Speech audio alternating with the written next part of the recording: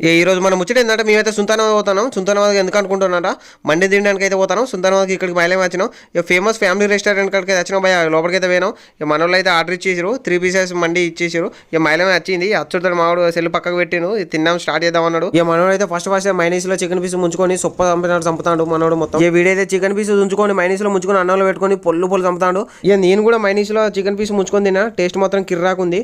Soup పోసుకొని కూడా try చేద్దామని చూసిన. ఇక సూప్ పోసుకొని తింటే మాత్రం కిర్రాక్ ఇంకా వేరే లెవెల్ ఉంది. టేస్ట్ మాత్రం వస్తుంది భయ.